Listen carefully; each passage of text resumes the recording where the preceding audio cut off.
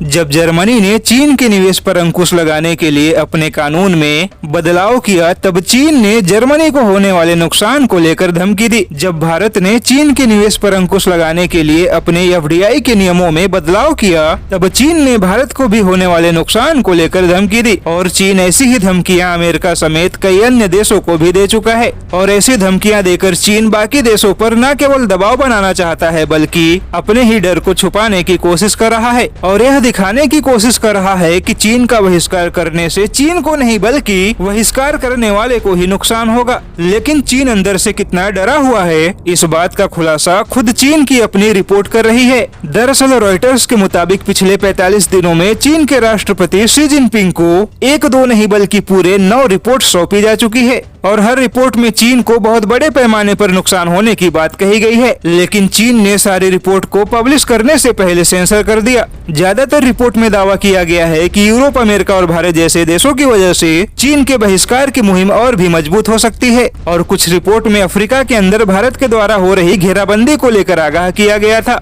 तो कुछ अन्य रिपोर्ट में चीन को बड़े युद्ध के लिए तैयार रहने की चेतावनी दी गई है। लेकिन अब एक और रिपोर्ट आ गई है जिसमें चीन के विशेषज्ञों ने चेतावनी दी है कि अगर अमेरिका का सामना करना है तो चीन को 1000 परमाणु हथियारों की जरूरत पड़ेगी। और यह भी चेतावनी दी गई है कि अगर इस समय युद्ध हुआ तो चीन अकेला पड़ सकता है। चीनी रिपोर्ट के मुताबिक अमेरिका साउथ चाइना सी और ईस्ट चाइना सी के अलावा ताइवान स्ट्रेट में भी अपने शक्तिशाली युद्धपोत और वॉरप्लेन भेजकर चीन पर दबाव बना रहा है। और अगर ऐसे में चीन को अमेरिका से मुकाबला करना है तो चीन को अपने परमाणु हथियारों की संख्या को बढ़ाकर 1000 करना होगा। वैसे पहली बार चीन के विशेषज्ञों ने अपनी किसी रिपोर्ट में परमाणु हथियार को बढ़ाने को लेकर बात कही है, जिससे इस बात का अंदाजा लगाया जा रहा है कि चीन कोरोना वायरस के बाद से बहुत ज्यादा खतरा महसूस कर रहा है। और यह खतरा इतना ज्यादा है कि चीन की सरकार को परमाणु हथियार बढ़ाने की सलाह दी जा रही है।